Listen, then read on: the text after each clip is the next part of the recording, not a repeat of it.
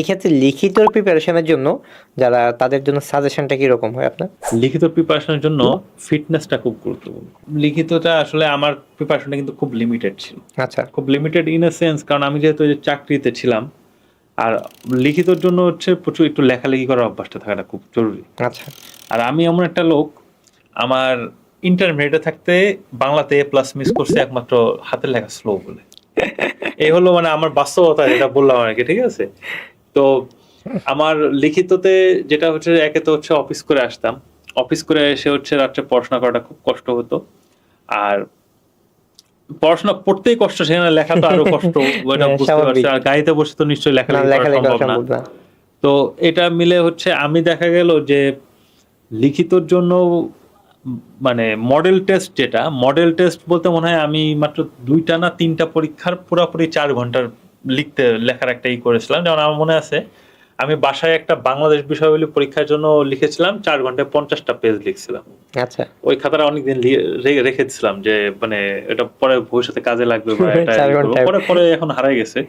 তো যেটা হচ্ছে যে আমরা তো লিখিততে 2টা জিনিস, মানে আমি এই মানে এইসব থেকে আমি ফেস থেকে আমি দেখছি, সেটা হচ্ছে লিখিত প্রিপারেশনের জন্য ফিটনেসটা খুব গুরুত্বপূর্ণ। আচ্ছা।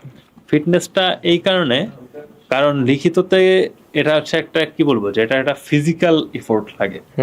পিলিতে যেমন হচ্ছে আমি বৃত্ত ভরাট করছি 2 ঘন্টা 200টা বৃত্ত ভরাট, এটা আসলে পড়াশোনার বাইরে খুব একটা লাগে না।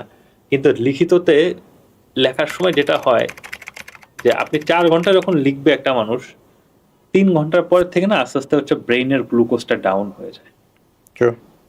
তো এটা যখন হয়, কারণ আপনি তো 3 ঘন্টা লিখছেন, আপনি তো রেস্ট নেওয়ার কোনো সুযোগ নেই। আপনি একটানা লিখছেন, মানে এক পেজের পর আরেক পেজ, এক পেজের পর এক প্রশ্ন শেষ, আরেক প্রশ্ন। আপনি 10 সেকেন্ড 15 সেকেন্ড ব্রেক নেবেন, আমরা এরকম কোনো ব্রেক নেই না। তাহলে কি বোতলে করে গ্লুকোজ রেখে দিবেন? হ্যাঁ, এটা অনেকেই করে। খুবই গুরুত্বপূর্ণ। আপনি পরীক্ষার হলে অনেকে চকলেট নিয়ে যায়। আচ্ছা। কারণ চকলেট তো গ্লুকোজ থাকে, চকলেটটা খেলে কিন্তু ভালো লাগে, আপনার একটা ব্রেইনে একটু গ্লুকোজ আসলে। কিংবা অনেকে হচ্ছে যে পানির বোতল নিয়ে যাচ্ছে, পানির বোতলের ভিতরে গ্লুকোজ বা স্যালাইন একটা করে নেয়। কারণ পরীক্ষার হলে বিশেষ রিটেনে এরকম প্রত্যেক কেন্দ্রেই হয়, 4 ঘন্টা পরীক্ষাতে যে হচ্ছে অজ্ঞান হয়ে গেছে, ডিহাইড্রেশন হয়ে গেছে, আগের দিন রাতে ঘুমায় নাই, লো প্রেশার হয়ে গেছে। এই জিনিসগুলো খুব কমন, যে 4 ঘন্টা পরীক্ষা হচ্ছে লো প্রেশারে হয়ে গেছে, যে একজনের মাথায় পানি ঢালতে হচ্ছে। মানে কিংবা যেমন আমি যেটা করতাম, 4 ঘন্টা পরীক্ষায় আমার লেখার অবস্থা যেরকমই হোক, আমি 2 ঘন্টায় হয়তো 60 নম্বরের অ্যান্সারই করছি, কিন্তু 2 ঘন্টার পরে আমি একটু ওয়াশরুমে একটু পানি টেনে দিতাম চোখে। আচ্ছা। এটা আমি মানে একটা লিখিততে ওয়াশরুমে যাওয়ার সুযোগ আছে? হ্যাঁ, ওয়াশরুমে যাওয়ার সুযোগ আছে। আমি ওই মানে এটাই করতাম, যে একটু ওয়াশরুমে একটু পানি ঝাপটাটা দিলাম, মানে কারণ আপনার যে কোনো ক্ষেত্রে একটা হেলথ ব্রেক নেওয়াটা খুব গুরুত্বপূর্ণ।